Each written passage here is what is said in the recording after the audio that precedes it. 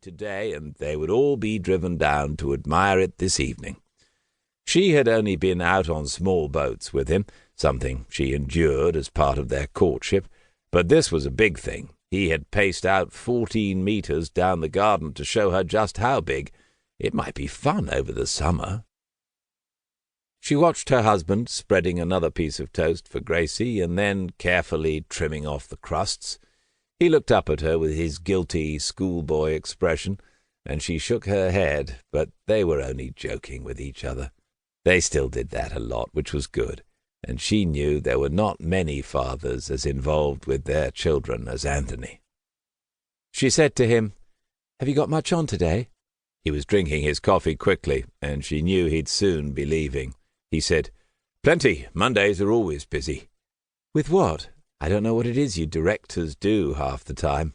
He knew she was teasing, but he said, "Hiring and firing today. Did you ever meet Liam, one of the trainee sales execs? I think you did around Christmas anyway. He's going." "Why?" "Not hitting the targets. He's been on a warning for the past 3 months, so it won't come as a surprise. If he'd got any sense, he would have left by now on his own terms." Emma Hills began to sort out the chaos of the breakfast table as she said, "That's a shame. He has a family, doesn't he?" Anthony said, "I think so," as he got up from the table.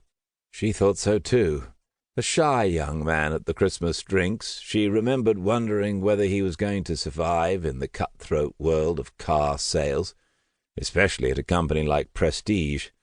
Grateful for someone talking to him, Liam had told her his girlfriend, who wasn't present, was expecting, and they were planning to get married. They might have that baby by now, and this morning her husband was going to dismiss him. This was a side to Anthony that few outside his work ever got to see. To most people he was the affable, likable man she'd met at a friend's barbecue in her mid-20s, funny, pushy sometimes, but in a nice way, into fast cars and sport, and involved with a five-a-side football club for, as he put it, lake boys who get into a bit of bother sometimes. It was the right time for her, and Anthony had been easy to fall in love with. They were married in less than a year. When Gracie came along, Emma had continued with her job as deputy HR manager at Marshland's Fleet Hire, but when Angus was born, they agreed she should become a full-time mother for a few years. And by then, Anthony was earning better money and destined for greater things. He was already on his mobile up on the landing. He had a business voice and sounded like a proper boss these days. She thought briefly again about Liam, the young sales rep who hadn't made it, about him going home and telling his partner. Did they have a mortgage as well as a baby? Even if not, how would they pay the rent in a couple of months' time? It was horrible to think about, but you have to be tough to survive. She'd heard Anthony say it often, "You're only as good as last month's sales figures in this business." That was the side most people didn't see. He could be a little ruthless. But that's what had bought them a detached 4-bedroomed house in Bishop's Green. Anthony was a victor. These are the spoils, and who was she to complain? She called up to him, "Can you make sure Gracie's getting dressed before you come down? I'm going to be late."